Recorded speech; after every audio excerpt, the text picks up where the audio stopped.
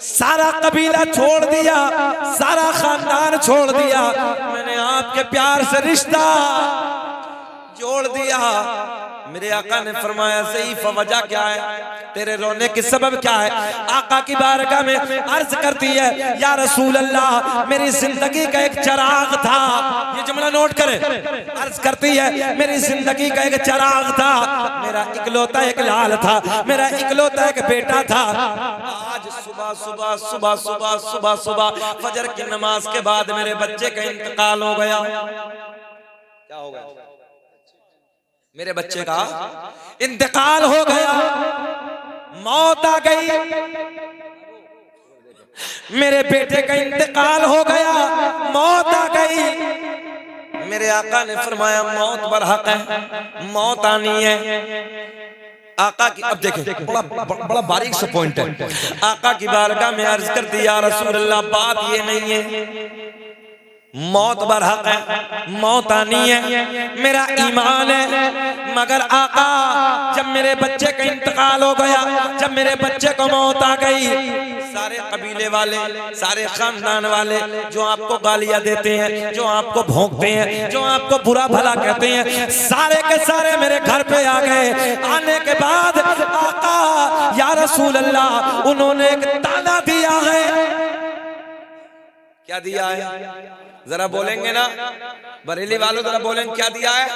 एक ताना दिया है और उनके तानों ने मेरा दिल छलनी छलनी कर दिया है। आका मैं आपकी बारगाह में हाजिर आई हूँ। मेरे आका ने फरमाया ओ ज़ईफ़ा, ओ बूढ़ी माँ, ये बता क्या ताना दिया है?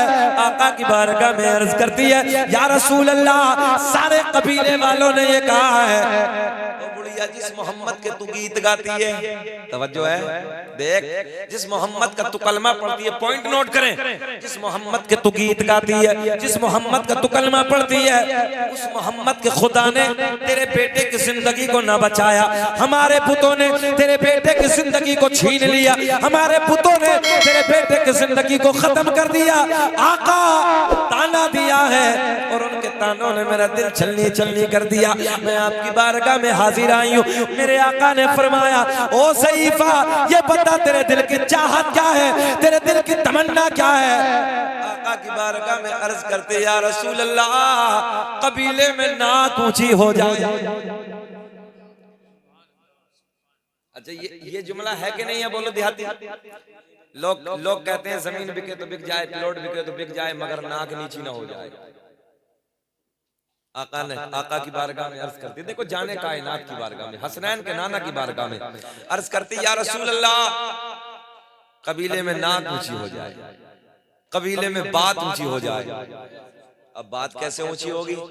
आका मेरे बेटे की जिंदगी मुझे दोबारा मिल जाए, तभी तो मेरा इमाम बरेली की शान, सुन्नियत की जान, इल्म की चट्टान अपने कलम को उठाते हैं और लिखते हैं कौन देता है देने को मुँह चाहिए। पढ़िए मेरे साथ, कौन देता है देने को मुँह चाहिए, देने वाला है सच्चा हमारा नबी, सबसे औला वो आला हमारा नबी, सबसे बाला वो वाला हमारा नबी।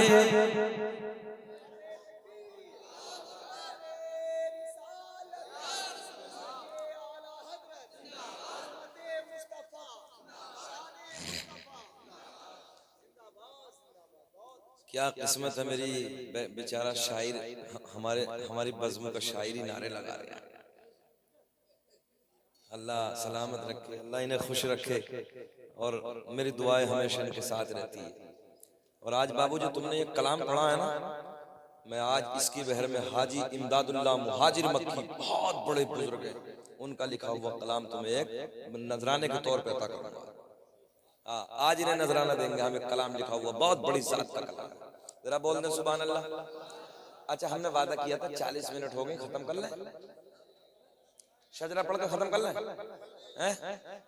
अभी और अच्छा लग रहा? ये बताओ घूर के तो नहीं देख रहे हैं? कभी कभी थोड़ा सा जब मौलवी आगे हो जाता है तो कुछ कहते हैं खत्म कब करेगा, खत्म कब करेगा। ऐसा तो नहीं है। अच्छा अल्लाह खुश रखे, बहुत अच्छे लोग हैं, बहुत अच्छे लोग हैं। अच्छा सभी लोग सुनना चाहते हैं? सब होश में हाथ उठा के बताइए कौन कौन नहीं सुनना चाहता।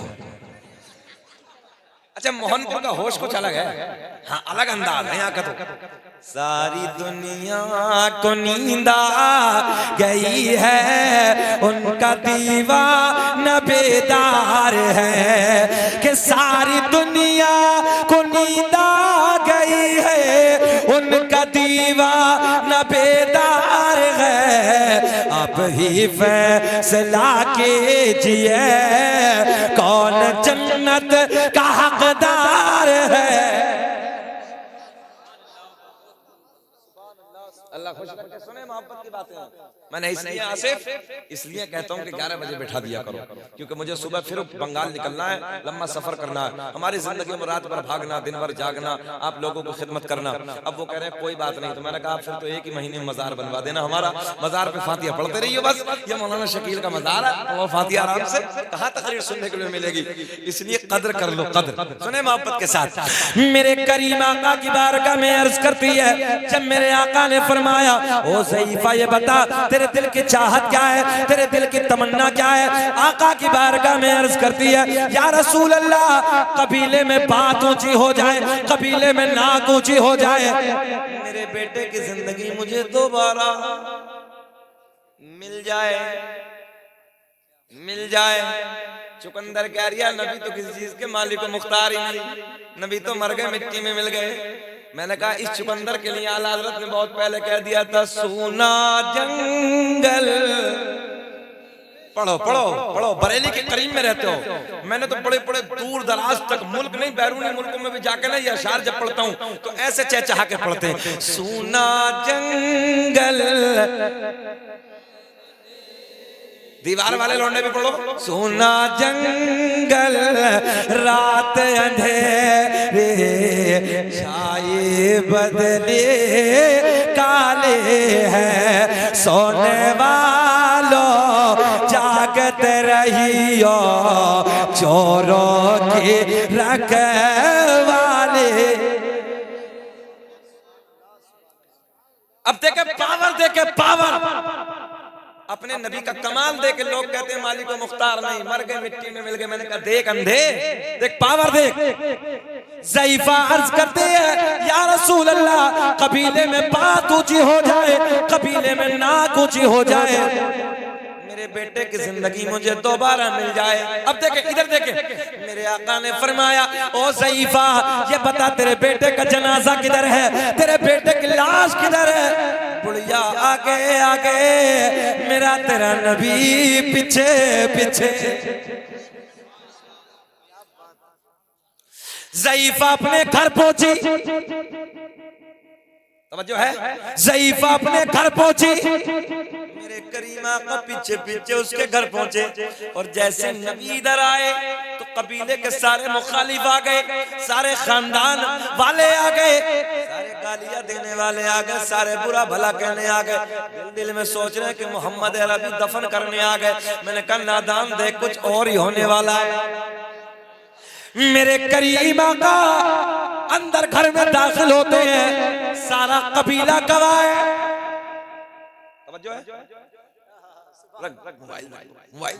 अब जाने तो यार फजर तक तकरीर होगी। सुने मेरे करीमा का घर में दाखिल होते हैं, आका ने फरमाया ज़ईफ़ा बेटे का जनाजा किधर है। इधर देखे, मुझे देखे तो बहुत अच्छा लगेगा। बेटे का जनाजा किधर है, बेटे की लाश किधर है।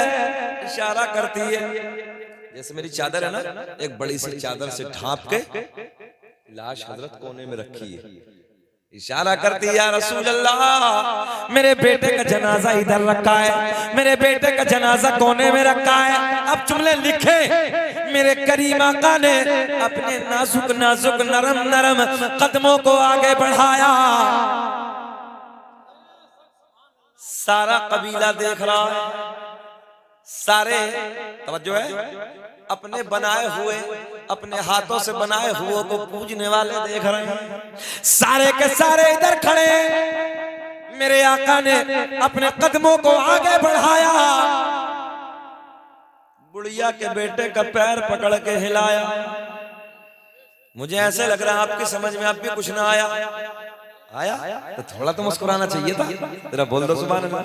मेरे करीम आका ने अपने कदमों को आगे बढ़ाया, मंजर बताने लगा हूं, अपने कदमों को आगे बढ़ाया, बुढ़िया के बेटे का, तवज्जो, बुढ़िया के बेटे का पैर पकड़ के हिलाया, इधर पैर पकड़ के हिलाया, तवज्जो, इधर पैर पकड़ के हिलाया, उधर नाम लेके पुकारा।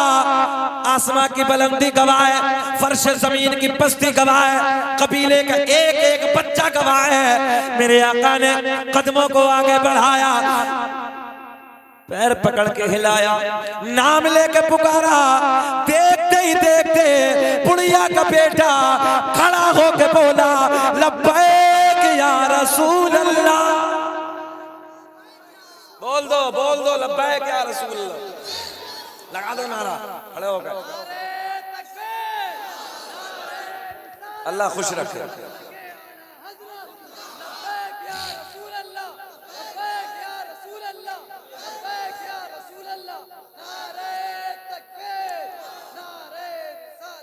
दोबारा सुने जुमला। आका ने कदमों को आगे बढ़ाया, पैर पकड़ के हिलाया, नाम लेकर पुकारा। देखते ही देखते बुढ़िया का बेटा खड़ा होके बोला, लब्बैक या रसूल अल्लाह। तो मेरा दिल अंदर से बोला, हम हैं इल्तिजा वाले, आप हैं अता वाले। तुम्हें कसम हाथ ना उठे कि छेड़ना हमें दुनिया, हम हैं मुस्तफा वाले। ये मेरे नबी की शान है, ये मेरे नबी का मकाम है। ये अल्लाह ने अपने महबूब को इज्जत अता की। सारे के सारे घूरने वाले, सारे के सारे गालियां देने वाले, सारे के सारे इधर आ गए। देखो अभी मुखालिफ थे, सारे दुश्मन थे, अब नबी के कदमों में आके अर्ज करते हैं, या रसूल अल्लाह देर न कीजिए, हाय हाय हाय, देर न कीजिए, आका हाथ बढ़ा दीजिए, कलमा पढ़ा दीजिए। मुस्कुरा के सारे कहते हैं, आका अपना बना लीजिए। मेरे आका ने पढ़ाया, अशहदु अल्ला इलाहा इल्लल्लाहु व अशहदु अन्ना मुहम्मदन अब्दुहु व रसूलुहु। जिनको कोई पूछता न था वो बिला जवाब हो गए, मुस्तफा के पांव चूम के ज़र्रे आफ़ताब हो गए। अब बताओ कैसे करें? हाजी जी कह रहे हैं इरशाद हम तो तैयार बैठे हैं। अब ये इरशाद तैयार बैठे हैं, मुझे तकरीबन 3.5 घंटे लगेंगे सफर करने में, मगर कोई बात नहीं है। आपकी मुस्कुराहट, आपके लबों की मुस्कुराहट मेरा पेट्रोल का काम कर रही है ना। आप मुस्कुरा रहे हैं, बहुत अच्छा लग रहा है। और अल्लाह से दुआ करता हूँ जितने इस रात के टुकड़े में बैठे हैं, औरतें भी बैठी, मर्द भी बैठे हैं, अल्लाह एक मरतबा सबको मदीने की हाजिरी करे। अगर अल्लाह ने दौलत दी है तो एक बार मदीना जरूर जाना। 50-60 हजार का मोबाइल खरीद लेता है, 65 हजार में उम्रा करके आ जाओ। सरकार ने फरमाया, मन ज़ारा कब्री वजबत लहू शफाअती, जिसने मेरी कब्र की जियारत की उस पर मेरी शफाअत वाजिब हो गई। अच्छा ये टनाटन पे है, दोगले पे नहीं भाई। देखो सीधी बात है, दूसरे पे नहीं है शफाअत। दोनों में झगड़ा हो गया, एक टनाटन था हजरत, एक दोगला था, पिलपिला जिसे कहते हैं। तो वो कहने लगा, हम तो नहीं मानते नबी को शाफ़ाए महशर। उनका अकीदा है कि नबी शाफ़ाए महशर नहीं है, और सुन्नी का अकीदा है कि नबी शफाअत करेंगे। दोनों में झगड़ा चल गया, भूत चल गए, भूत, तवज्जो है, हाँ, दोनों में घूंसा चल गया।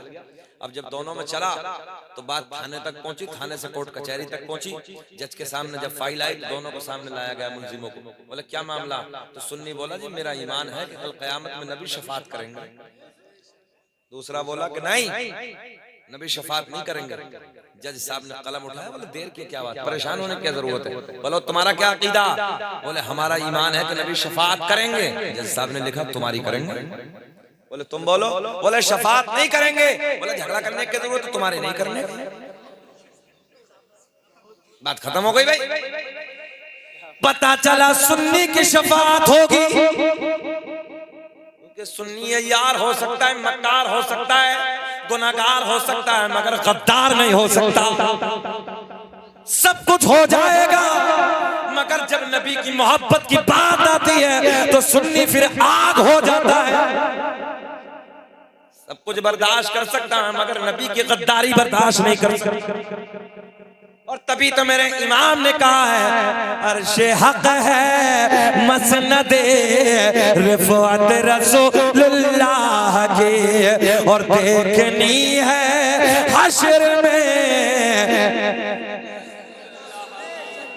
पता चले ये कैमरे बताएं कि बरेली के खिलाफ में शकील अहमद रज़वी तकरीर कर रहा है। और इतना और कह दे, तुझसे और जन्नत से क्या मतलब वहाबी, दूर हो हम रसूलुल्लाह के, जन्नत रसूलुल्लाह की। एक बात और करते हैं, फिर सरकार का नस्ब, फिर सरकार का शक्ल, अल्लाह खुश रखे। सुने मोहब्बत के साथ, मेरे करीम आका ने नबुव्वत का ऐलान फरमाया। बड़े बड़े बिगड़ गए, बड़े बड़े जो मोटे मोटे थे ना, बड़े बड़े मालदार। नाजिम भाई कैसे खुसर पुसर है, ये खुसर पुसर से हम बहुत घबराते हैं, काना फूसी मत किया करो।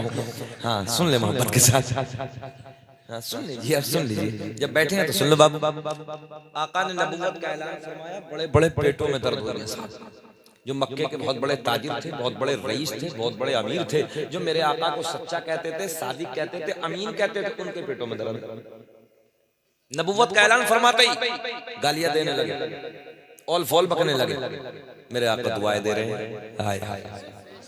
और आज हम जरा सा सब्र करने को तैयार हैं, थोड़ा सा बर्दाश्त करने को तैयार हैं। थोड़ी सी किसी की ऊंची हो जाए, हो क्यों गई भाई, बिल्डिंग थोड़ी सी किसी के ऊपर हो जाए, अरे कहां से ला लिया है। हाँ सही कह रहे हैं। अल्लामा ग़ज़ाली ने लिखा है, हसद करने से कुछ भी नहीं होता, सिवाय नुकसान का फायदा है ही नहीं। हाँ अल्लामा ग़ज़ाली ने लिखा, कुछ भी नहीं होता सिवाय नुकसान का, कोई फायदा नहीं। ये नेकियों को ना जो इक्का दुक्का कर लेते हैं हम, ये नेकियों को ऐसे खा जाता है जैसे आग लकड़ी को खा जाती है। किसी की गाड़ी को देख कर जलन, किसी की बिल्डिंग को देख कर जलन, किसी की अच्छी कार को देख कर जलन। अच्छा भाई क्यों हो रहा, अल्लाह दे रहा। तो जो जिसने उसे दिए, ईमानदारी से बताओ कि उसके खजाने में कोई कमी है? बोलो, उसके खजाने में कोई कमी है?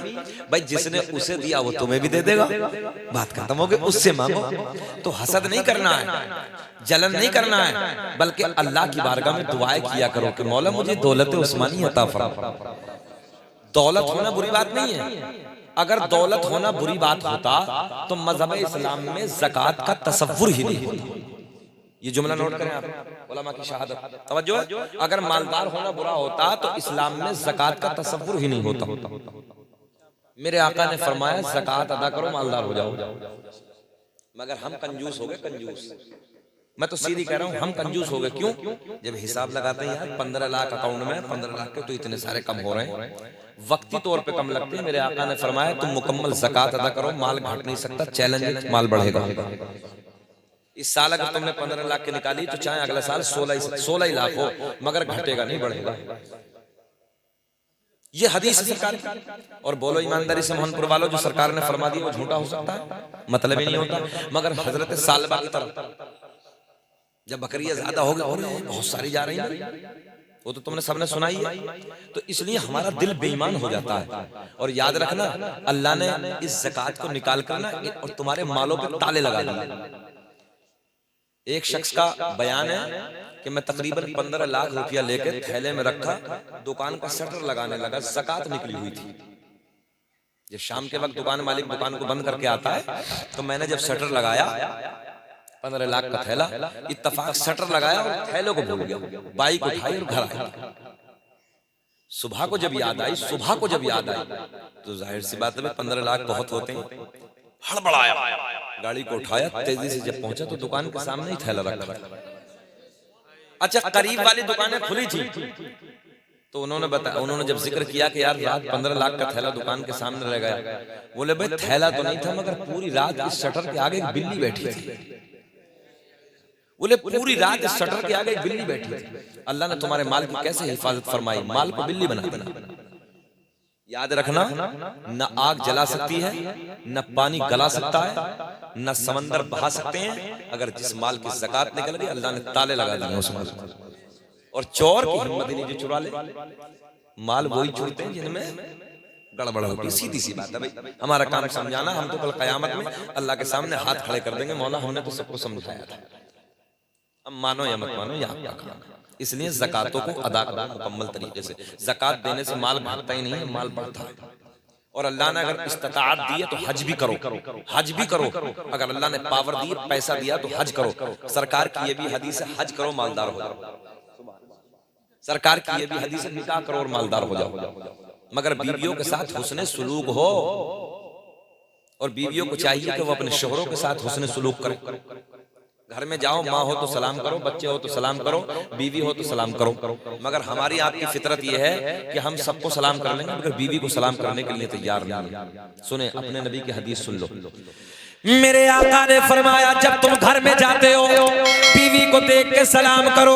सलाम करने के बाद बीवी के लबों पे मुस्कुराहट आएगी, और मुस्कुरा के वो जब तुम्हारे सलाम का जवाब देगी, अल्लाह इतना राजी होता है, इतना राजी होता है, उसके मुस्कुराने के सदक़े में तुम दोनों के गुनाहों को माफ कर देता है। दोनों के गुनाहों को माफ कर देता है। मुझे ऐसा लग रहा तुम तो करते दिखो भाई, अल्लाह खुश रखे। अभी जरा सही नहीं हुई है, अल्लाह नेक बीवी अता फरमाए। हाँ इंशाअल्लाह नेक मिलेगी अल्लाह। दाढ़ी है ना चेहरे पे, दाढ़ी रखो चेहरे पे, बीवियां नेक मिलती है। क्योंकि मक्कार दाढ़ी वाले से करती नहीं है। हाँ, हम सीधी बात करें, हम मुल्ला जी से करती नहीं है। नेक ही औरत करेगी जो पारसा होगी, खिदमत गुजार होगी। अभी कल एक मुफ्ती साहब ने मुझे बताया, एक दाढ़ी वाले थे, अचानक जो 25,000 के वोल्टेज का करंट होता है वो हाथ पे इधर से उधर लग गया पूरा यहाँ से। 3 साल तक बदन सड़ता रहा, बुदबू आती रही, मगर कितनी पारसा औरत थी, 3 साल तक खड़े होकर अपने शौहर की खिदमत करती रही। मैंने कहा जन्नत इन्हीं के लिए तो है, जन्नत इन्हीं औरतों के लिए तो अल्लाह ने रखी है। कैसे? इन बीवियों की कदर करो, ये तुम्हारे बिगड़े वक्त में काम आती है, ये मुसीबत के वक्त में काम आती है। ये जब हालात बिगड़ जाते हैं, कोई साथ नहीं देता ना, उस वक्त तुम्हारी बीवियां तुम्हारे साथ खड़ी हो रही है। तुमने नहीं देखा जब 70, 80 साल की उम्रें होती है ना, तो लड़के अपने कामों काज के लिए चले जाते हैं, मगर अगर दिल कहीं बहलता है तो बीवी के करीब में बैठकर अपना दिल बहलता है। इसलिए अल्लाह ने तुम्हारे लिए बीवियों को नेमत बनाया है। तुम्हारे लिए ये औरत तुम्हारे लिए खजाना है, ये नेमत है तुम्हारे लिए। तुमने नहीं देखा कि जन्नत में हजरत आदम अलैहिस्सलाम का दिल नहीं लगता था। अल्लाह ने पूछा जब अकेले थे, आदम क्या हाल है? मौला सब कुछ तो अच्छा है मगर दिल नहीं लगता। सुन लो आसिफ भाई, सब कुछ तो अच्छा है मगर दिल नहीं लगता। अल्लाह ने फरमाया इन्नी आलमु मा ला तालमून, जो मैं जानता हूँ वो तुम नहीं जानते। अल्लाह रब्बुल इज्जत ने बाईं पसली से अम्मा हव्वा को पैदा फरमाया। उसके बाद पूछा आदम क्या हाल है? बोले दिल को करार है। सुभान अल्लाह, पता चला ये औरत तुम्हारे दिलों को करार है, ये दिलों का सुकून है, ये दिलों का इत्मीनान है, ये दिलों का चैन है। आज इतना इतना मक्कार पड़ा कि जानवर की तरह मार दिया। बेटे जब तेरी बेटी होगी ना, तू बर्दाश्त करेगा कोई तेरी बेटी को मारे? तेरी बेटी को गालियां दे, कलेजे का टुकड़ा होता, आह निकल जाती है बेटी के लिए। मेरे पास भी बेटी है, अल्लाह की इज्जत की कसम, बेटियों का नाज ये होता है जब हम 10 दिन का दौरा हजरत करके निकलते हैं ना, तो सीढ़ी पे चढ़ नहीं पाते, बेटी आके माथे का बोसा ले लेती है। 5 साल की बच्ची है, देखो ना बाप से होता कितना प्यार। अगर ये ससुराल में चली जाए ना तो दुआ करती है, ऐसे पता चल जाए मेरा माँ बीमार है, मेरी बाप बीमार है, दुआ करती है अल्लाह मुझे पर दे दे, मैं उड़ के अपने बाप के चेहरे का दीदार जाके कर। ये बेटियां हैं, बेटियां। इसलिए जैसे तुम्हारी बेटियां, दूसरों की बेटियों की भी ऐसे ही कदर करो। और ये मैं बेटियों से भी गुजारिश करूंगा, अपने शोहरों का अदब करो। दुनिया में सबसे ज्यादा अगर तुम्हारे ऊपर अदब किसी का फर्ज है तो अपने शोहर का। सबसे ज्यादा कदर तुम्हें करनी है तो अपने शोहरों की करो। इसलिए अल्लाह रहम फरमाए, आजकल के हालात बड़े नाजुक मरहलों से गुजर रहे हैं, दिल दुखता है। एक एक रोने को रोया जाए, कौन कौन सा रोना रोना। हालात इतने खराब हैं, जरा जरा सी बात पे तलाक हो रही। आज एक बेवा औरत का मेरे पास फोन आया, उसकी आंखें आंसू, इतना रो रही थी। मैंने कहा बहन रोने की जरूरत नहीं, बताओ मामला क्या है? बोले हजरत शराबी है, जुआरी है, मारता है, अय्याश भी है, ये जुमले भी उसने बताए। और 3 तलाकें दे दी हैं। छोटे छोटे मेरे बच्चे हैं, बड़ा बच्चा मेरा हाथों से पैरों से अपाहिज है। और दो छोटे छोटे बच्चे, आंखों में आंसू आ गए मेरे। जरा सोचो, कहा बाप मेरा दिल का बीमार है, माँ मेरी बिस्तरे मर्ग पर है, भाई मेरे बिल्कुल सज्जन है, सीधे हैं, कुछ कर नहीं सकते, क्या करूंगा। जरा सोचो, इन बेटियों की कदर नहीं करते, कल कयामत में सवाल होगा, कल कयामत में पकड़ के मुंह के बल घसीट के जहन्नम में डाला जाएगा। सुने, कुरान कहता अर रिजालु कव्वामुन अलन निसा, हमने मर्दों को औरतों के ऊपर हाकिम बनाया है। और हाकिम का मतलब है अपनी रियाया का ख्याल करना, अपनी रियाया को देखभाल करना, उसकी कहीं परेशान तो नहीं है, किसी तकलीफ में तो नहीं है, किसी उलझन में तो नहीं है, किसी परेशानी में तो नहीं है। इसलिए जरूरत है कि औरतों की कदर करो, बहनों की कदर करो। आज हमारे नौजवान भाई को शादी का मौका हो, हमने देखा है जानवरों की तरह, कुत्तों की तरह, जुमला थोड़ा सा कड़वा है, कुत्तों की तरह रोडों पे खड़े हो जाते हैं, माँ बहन बेटियों को तक नहीं। कभी ख्याल नहीं किया अगर कोई तेरी बहन को देखेगा दिल पे क्या गुजरेगी, कोई तेरी माँ को देखेगा दिल पे क्या गुजरेगी, कोई तेरी बेटी को देखेगा दिल पे क्या गुजरेगी। मुसलमानों, तुम्हारा किरदार ये था, तुम्हारा अमल ये था, तुम्हारा तरीका ये था कि जब तुम चलते थे, जब तुम खाते थे, जब तुम पीते थे, तो लोग तुम्हारा चलना, तुम्हारा खाना, तुम्हारा पीने को देखकर कलमा पढ़ के मुशर्रफ बा इस्लाम हो जाते थे। आज तुम्हारा चलना फिरना, हालात जिंदगी को देख के हमें लोग गालियां दे रहे हैं, ताने दे रहे हैं लोग, आज हमें सुनने को मिलते हैं। तुम्हारे ये हालात थी जब मुसलमान के नौजवान का ईमान छीना जाता था ना, तो कतारों में नंगी लड़कियां खड़ी हो जाती थी। ईमान छीना जाए मगर एक नबी का गुलाम नजर झुका के गुजर जाता था। तवज्जो है, नजर। तो किसी पूछने वाले ने पूछा, ये तो बता जाम कौन सा पिलाया है? तो जवाब दिया था, जिसे मोहम्मद अरबी की मोहब्बत का जाम मिल जाता फिर दुनिया के जाम की कोई जरूरत नहीं। मगर आज हालात, शादी के माहौल में मैं कहूंगा, हमने देखा है छोटी सी बेटी से लेकर बड़ी बेटी तक के दुपट्टा सर पे नहीं होता। कभी बाप को गैरत नहीं आती, कभी भाई को गैरत नहीं आती, कभी माँ की गैरत डूब जाती है, माँ की गैरत मर जाती है। उसका क्या बेटियों को कहे कि बेटी दुपट्टा रख ले सर पे? बाप की गैरत डूब जाती है कि बाप खड़ा होकर ये नहीं कह सकता कि बेटी अपने सर पर दुपट्टा रख ले। इस्लाम का तरीका ये नहीं है, इस्लाम का कानून ये नहीं है। भाई नहीं कह सकता खड़े होकर, समझा नहीं सकता भाई। कल कयामत में 3 लोगों को मुंह के बल पकड़ के घसीट के जहन्नम में डाला जाएगा। 3 लोग कौन है? 3 लोग, सबसे पहले शोहर को डाला जाएगा। अल्लाह फरमाएगा इन शोहरों को पकड़ लो और मुंह के बल घसीट के जहन्नम में डाल दो। क्या हुआ, बारिश आ गई क्या? हमने पहले कहा था 11:15 बजे बारिश बताई थी, हाँ, मगर आई है, कोई बात नहीं, कबूल हो गया जलसा। जिस जलसे में रहमत की बारिश होती वो कबूल हो जाती। बात खत्म कर रहे हैं, सुने, बात खत्म कर रहे हैं, सुन लीजिए। अल्लाह ने ऐलान फरमाया, पकड़ लो इस बाप को और मुंह के बल घसीटते हुए जहन्नम में डाल दो। इसलिए इस बाप ने अपनी बेटी को नहीं समझाया, बाप भी गया। अल्लाह ऐलान फरमाएगा, पकड़ो इन शोहरों को मुंह के बल घसीटते हुए जहन्नम में डाल दो। इन शोहरों ने अपने बीवियों को नहीं समझाया। अल्लाह ऐलान फरमाएगा, पकड़ो इस भाई को और मुंह के बल घसीटते हुए जहन्नम में डाल दो। इसलिए कि इस भाई ने अपने बहन को नहीं समझाया। तीनों गए, तीनों नहीं गए। इसलिए भाई की भी जरूरत है, बाप की भी जरूरत है कि अपने बहनों को समझाओ, भाइयों को समझाओ, और शोहरों को जरूरत है वो अपने बीवियों को समझाओ कि इस्लाम का तरीका ये नहीं है दुपट्टा सर पे होना चाहिए। बहरहाल बहुत लंबी बातें हो गई, अल्लाह खुश रखे। और बस सरकार का नसबनामा पढ़ देता हूँ।